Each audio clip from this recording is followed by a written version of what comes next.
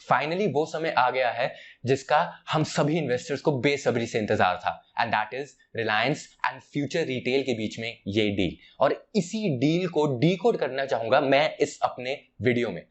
इस वीडियो में इस डील के बारे में समझने के लिए मैं सिर्फ इसके फाइनेंशियल न्यूज वाले एस्पेक्ट को टच नहीं करूंगा। इन्वेस्टमेंट पॉइंट ऑफ व्यू से इस डील को समझने के लिए हमारे पास पब्लिकली न्यूज में इतनी इंफॉर्मेशन अवेलेबल ही नहीं है कि हम एक रैशनल डिसीजन ले सके और जान सके कि असल में इस डील की इंप्लीकेशन इन दोनों बिजनेस मॉडल्स पे होगी क्या। इसीलिए मैं इस वीडियो में ना ही सिर्फ न्यूज के बारे में डिस्कस करूंगा, but at the same time मैं बात करूंगा रिलायंस के बिजनेस मॉडल के बारे में, रिलायंस इंडस्ट्रीज लिमिटेड के बारे में बात करूंगा।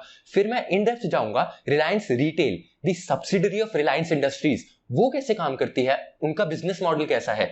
फिर बात आएगी रिटेल इंडस्ट्री की, कि रिटेल इंडस्ट्री में जब हम इन्वेस्टमेंट करने जाएं तो ऐसी कौन से इन्वेस्टमेंट टॉपिक्स हैं, ऐसे कौन से इन्वेस्टमेंट एस्पेक्ट्स एंड कॉन्सेप्ट्स हैं जिनके बारे में हमें पता होना चाहिए। फिर बात होगी फ्यूचर रिटेल के बिजनेस मॉडल के बारे में, कि उनका बिजनेस ऑपरेशन कैसा है, आखिर क्या गलतियां होगी फ्यूचर रिटेल से कि अब उन्हें अपना बिजनेस बेचना पड़ रहा है रिलायंस को। एंड फाइनली हम आएंगे कि ये जो डील है ये हम इन्वेस्टर्स को क्या बताना चाह रही है एंड इससे हम क्या इन्वेस्टिंग लेसन्स ले सकते हैं। So this video is gonna be a whole big package, जहां सिर्फ न्यूज के बारे में डिस्कशन नहीं होंगी, but at the same time काफी ज्यादा इन्वेस्टिंग लेसन्स भी मैं आपके साथ शेयर करूंगा as the video goes on. So if you are interested in knowing all of this, stay tuned because we are starting right now.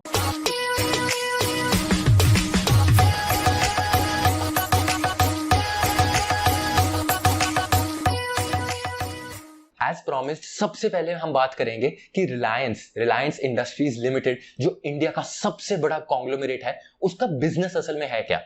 उनकी annual report 2019-20 के हिसाब से उन्होंने अपने पूरी कॉन्ग्लोमरेट को 6 डिफरेंट बिजनेस डिविजन्स में डिवाइड किया है, which includes retail, digital services, media and industry, petrochemicals, refining and exploration.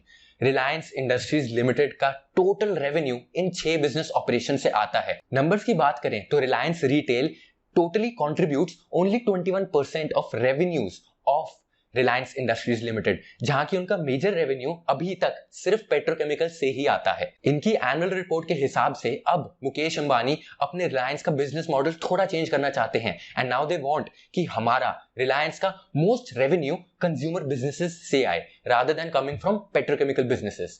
Consumer businesses की 2 मेन ब्रांचेस हैं, that is digital services and retail. Digital services की आर्म को लीड कर रहा है उनका highest profitable and most successful business venture Jio, and वहीं retail में Reliance retail is the subsidiary जो रिलायंस के अंडर काम करती है इन दिस रिटेल इंडस्ट्री। अगर मैं रिलायंस रिटेल की स्पेसिफिकली बात करूं तो रिलायंस रिटेल का जो बिजनेस है it is further divided into 5 different sections, which includes consumer electronics, fashion and lifestyle, petro retail, connectivity and groceries. उनका जो टोटल बिजनेस मॉडल है वो इन 5 अलग अलग सेक्शन से रेवेन्यू जनरेट करने की कोशिश करता है। और अगर मैं इनके टोटल बिजनेस मॉडल की बात करूं, this business model is not only B2C but also B2B। वो बिजनेसेस के बीच में भी फैसिलिटेट करते हैं रिटेल ट्रांजैक्शंस को, जिसकी वजह से वो काफी ज्यादा रिटेल मार्केट को कैप्चर करने की कोशिश करते हैं। और वहीं अगर मैं बात करूं डीमार्ट की, जो आजकल काफी चर्चा में है because of their retail business, DMart is nothing in comparison to what Reliance retail actually is. And इसी बात का मुझे दुख होता है कि अंबानी साहब को इतना क्रेडिट नहीं मिलता for the retail business. DMart सिर्फ एक B2C बिजनेस है जो सिर्फ और सिर्फ ग्रोसरीज के डोमेन में ही फिक्स्ड है और वहीं से अपना रेवेन्यू जनरेट करने की कोशिश करता है। और वहीं रिलायंस 5 अलग अलग जगहों से अपना रेवेन्यू जनरेट करता है, और ना ही वो सिर्फ कस्टमर्स की नीड्स को केटर करता है, वो B2B भी अपने ट्रांजैक्शंस को कैरी आउट करता है। रिलायंस की तो काफी ज्यादा बात हो गई, and I am pretty sure अब तक आपको समझ आ गया होगा कि रिलायंस कैसे काम करती है और रिलायंस का रिटेल बिजनेस कहां से रेवेन्यू जनरेट करता है। बट अब बात होएगी रिटेल इंडस्ट्री की। अगर आप as an investor retail industry के किसी भी कंपनी में इन्वेस्ट करने जा रहे हैं तो आपको इन कौन से इन्वेस्टिंग टॉपिक्स, ऐसे कौन से इन्वेस्टिंग कॉन्सेप्ट पे फोकस करना चाहिए in order to better analyse कौन सी रिटेल इंडस्ट्री की company is better than the other. सबसे पहले हम बात करेंगे कैश कन्वर्जन साइकिल की। कैश कन्वर्जन साइकिल इन्वेस्टिंग का एक ऐसा कॉन्सेप्ट है जो हमें बताता है एक कंपनी अपने कैश को कितनी अच्छी तरह से मैनेज कर पाती है, एंड इसी के अंदर 3 डिफरेंट पार्ट्स होते हैं। How fast is it able to sell off its inventory? How quickly is it able to collect money from its customers? And how long can it hold its suppliers from paying amount to them? हम ideally एक ऐसी retail company में ही invest करना चाहेंगे जो जल्दी से जल्दी अपनी इन्वेंट्री बेच रही है, उनके शेल्फ्स पे वो इन्वेंट्री का स्टॉक इकट्ठा नहीं हो रहा और वो पाइलअप नहीं हो रहा। सेकेंडली, हम उन्हीं कंपनीज में इन्वेस्ट करना चाहेंगे जो अपने कस्टमर से cash at the time of sales ही रियलाइज कर रही है एंड उनको इतना ज्यादा क्रेडिट पीरियड देने की जरूरत नहीं पड़ रही। And eight the same time third point होगा कि हम उन्हीं कंपनीज में इन्वेस्ट करें जो अपने सप्लायर से ज्यादा लंबा क्रेडिट पीरियड अवेल कर पा रहे हैं because they have that negotiation power. अगर हमें रिटेल इंडस्ट्री में कोई ऐसी कंपनी मिल जाती है जो इन तीनों क्राइटेरियाज को इजीली फुलफिल कर देती है, देन हमारी कंपनी की कंपेटिटिव एडवांटेज काफी स्ट्रांग होगी, क्योंकि उस कंपनी को कभी भी कैश रिलेटेड प्रॉब्लम नहीं आएगी अपनी इंडस्ट्री में, जो अक्सर आती है रिटेल इंडस्ट्री में बाकी कंपेटिटर्स को। Second point two keep in mind while researching a retail company would be traffic. एक रिटेल कंपनी तभी सक्सेसफुल होगी अगर उनके पास जनता आती है उनसे सामान खरीदने।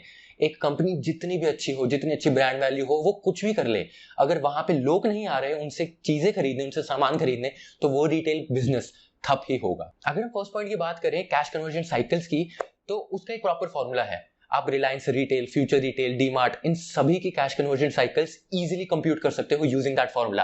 That is not a thing. लेकिन जब हम ट्रैफिक की बात करें, हम कैसे अंदाजा लगाएं कि एक कंपनी के पास इतना ट्रैफिक आ रहा है कि नहीं? इसी को एनालाइज करने के लिए एक इन्वेस्टिंग अप्रोच होती है, scuttlebutt investing approach. This was an approach which was given by Philip A Fisher in his book Uncommon Profits Through Common Stocks. I highly recommend you reading that book and उसका link मैं आपको description में दे दूंगा। लेकिन उसमें इन्होंने बात की थी स्कटलबट अप्रोच की। स्कटलबट अप्रोच में होता क्या है, हम उस बिजनेस के बारे में जिसमें भी हम इन्वेस्ट करने जा रहे हैं, उस बिजनेस के बारे में समझते हैं उसके कंपेटिटर्स के थ्रू, उसके कस्टमर्स के थ्रू, वेंडर्स के थ्रू, सप्लायर्स के थ्रू एंड एम्प्लॉयज के थ्रू। अगर हम इन 5 लोगों के पास जाएं एंड हम उनसे उस कंपनी के बारे में जानना चाहें, तो हम अंदाजा लगा पाएंगे कि वो कंपनी असल में कर कैसा रही है। इसका common example would be pizza हट एंड मैकडॉनल्ड्स। हम आसानी से पता लगा सकते हैं कि किस कंपनी की, किस फास्ट फूड चेन की कस्टमर सर्विस अच्छी है। हम इन दोनों स्टोर्स के मैनेजर्स के पास जाके पूछ सकते हैं कि भाई आपके स्टोर में, आपकी शॉप में कितना ज्यादा प्रॉफिटेबिलिटी आ जाती है, कितना मार्जिन आपको मिलता है हर एक प्रोडक्ट बेचने पर। एंड इजीली हम अंदाजा लगा सकते हैं कि कौन सी कंपनी अच्छा करेगी। लेकिन अगर इसी को मैं रिटेल इंडस्ट्री पे अप्लाई करने की कोशिश करूं एंड जानना चाहूं कि रिलायंस रिटेल पे ज्यादा रश आता है या डीमार्ट ज्यादा ट्रैफिक जनरेट कर लेता है अपने स्टोर्स पे, बहुत मुश्किल हो जाएगा because of covid. So what I did was I played smart. What I did, मैं गूगल प्ले स्टोर पे जाके आई ओपनड जियोमार्ट का app and I open DMart app. मैंने दोनों के डाउनलोड्स को कंपेयर किया। दोनों के डाउनलोड्स वर ऑलमोस्ट सिमिलर, दोनों के 5 मिलियन प्लस डाउनलोड्स थे। तो मैंने जाके देखा उनके रिव्यूज। अगर आप जियो मार्ट के रिव्यूज देखें, उन्हें on an average 3.8 to 4 star rating मिली गई है and that has been given by 93,000 people.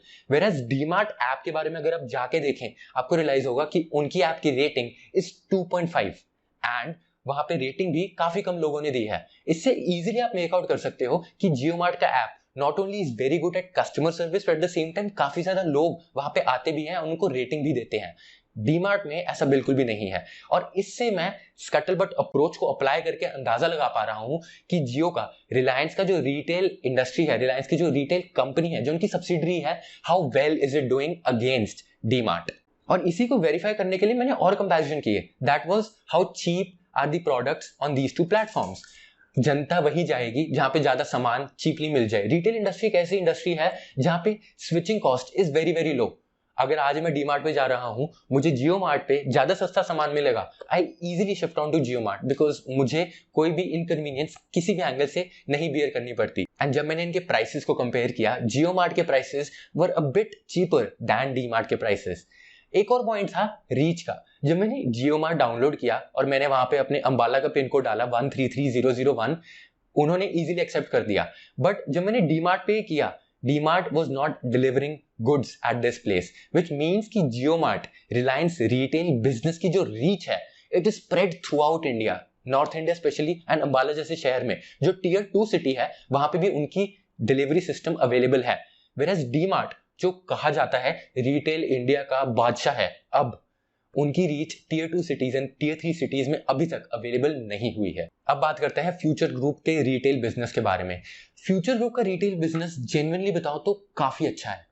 मैं अपनी पर्सनली बात करूं तो बचपन में काफी बार जब भी शॉपिंग करने जाते थे हम ग्रोसरीज की, अक्सर हम बिग बाजार में ही शॉपिंग करते थे एंड हम पूरे महीने का खर्चा सारा बिग बाजार में ही करके आते थे।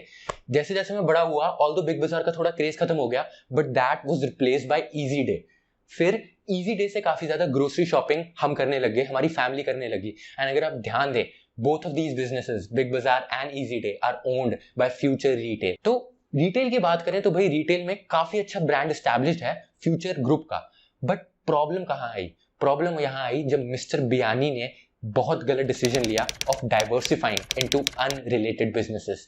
यहां से हमें ये इन्वेस्टिंग लेसन लेना चाहिए कि आप कभी भी अपने बिजनेस डोमेन से बाहर किसी और अनरिलेटेड बिजनेस में इन्वेस्ट करते हो या डाइवर्सिफाई करने की कोशिश करते हो, most number of times your decision will prove wrong. Future group ने ऐसे कौन से अनरिलेटेड बिजनेस में डाइवर्सिफाई करने की कोशिश की? They started entering financial services and insurance sector, जहां की उनका रिटेल में अच्छा खासा ब्रांड प्रोमिनेंट था। अब डाइवर्सिफाई करने से हुआ क्या? First, they did not have any specific domain knowledge of insurance business. Mister Biyani is called retail king of India. The reason why he is called retail king is because he knows insides out of retail business, लेकिन उनको insurance business के बारे में इतना detail में नहीं पता था, जिस वजह से उनका इंश्योरेंस बिजनेस इतना अच्छी तरह ग्रो नहीं कर पाया।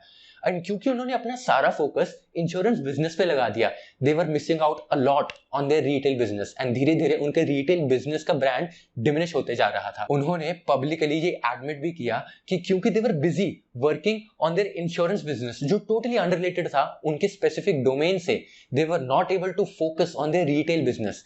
रिटेल बिजनेस को ऑनलाइन नहीं ले जा पाए, जो 2018-19 में किया जियो मार्ट ने एंड डी मार्ट ने, और उसी का लेवरेज आज ये दो कंपनीज उठा पा रही हैं एंड फ्यूचर रिटेल काफी पीछे रह गया। इसका मतलब यही हुआ कि फ्यूचर ग्रुप का रिटेल बिजनेस बहुत स्ट्रांग था in terms of business model and brand name, but उनको मैनेज करने का तरीका काफी गलत हो गया, जिस वजह से वो काफी पीछे रह गए। और आज रिलायंस को ये अपॉर्चुनिटी मिली कि वो इस स्ट्रांग बिजनेस मॉडल को अक्वायर कर सके एंड वो अपनी कॉर्पोरेट गवर्नेंस के हिसाब से उसे ट्रीट कर सके, उसे ऑपरेट कर सके। अब हम बात करेंगे कि इस डील में असल में हुआ क्या।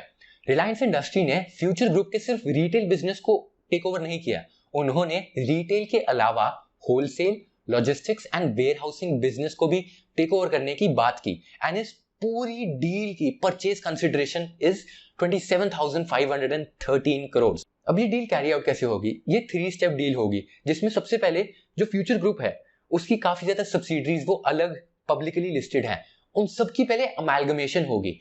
जो फ्यूचर ग्रुप की सब्सिडरीज हैं, they will come under the common umbrella of Future Enterprises. जब अमेलगमेशन हो जाएगी, then there will be transfer of assets from Future Enterprises to Reliance industries Limited, and finally Reliance industries Limited will take up a stake in Future Enterprises as compensation. अगर मैं valuation की बात करूं तो मेरे लिए काफी मुश्किल हो जाएगा ये बताना कि whether this deal was actually valued rightly और नॉट। इस डील में किसको सबसे ज्यादा फायदा हुआ?